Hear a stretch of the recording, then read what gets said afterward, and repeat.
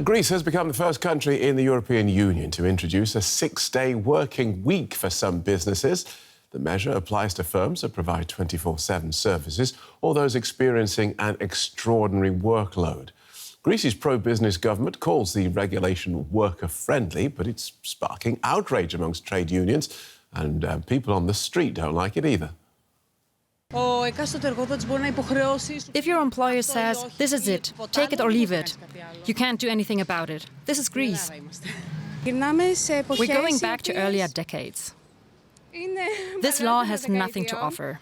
It will not solve the problem of businesses that don't have enough staff. The World Health Organization says a 40-hour week is already too much. In other European countries, the workload is decreasing. The 6-day week is unacceptable. We should not let it be imposed. If I saw that 6-day work was wearing me down, I would not do it. I prioritize my mental health, not money. Journalist Anthee Carassava joins us from Athens. Welcome to DW. On paper, Greece's economic growth is sound. It's above the Eurozone average. So how's the government justifying this move? Well, actually, this is somewhat of a paradox because companies across the globe are actually toying with the idea of actually limiting and shortening work hours and working weeks. But the government here says that it's introducing this new labor scheme of a 48-hour working week to boost productivity, as it calls it. And this because of Greece's shrinking population and ailing, woefully bad demographics, and B, because of a severe shortage in skilled workers. Greece has been facing a terrible decline in its demographics. The Prime Minister has called it a ticking time bomb, in fact.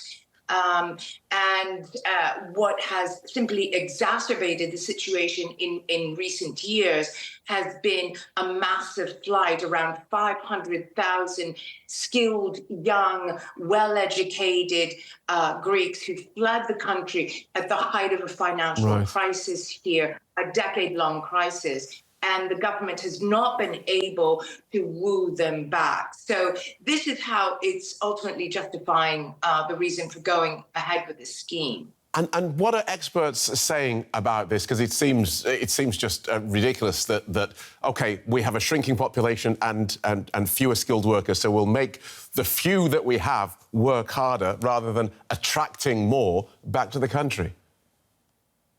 Absolutely. Well, there have been trials and tested runs of four-day work weeks in other parts of Europe and abroad.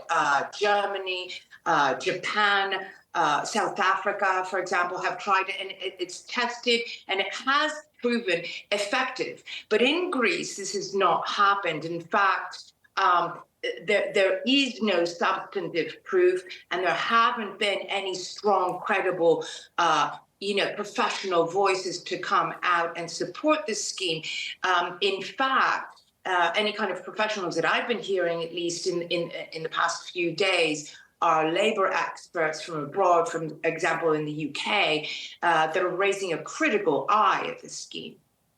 So is there any support for the measure amongst people, amongst normal working people? The government must have known that this would be a hated move. It is a hated move, and it is considered a barbaric one against, trade unions are saying that it is effectively eroding rights that Greek workers have, and that the government effectively is playing to the hands of big money and big corporations.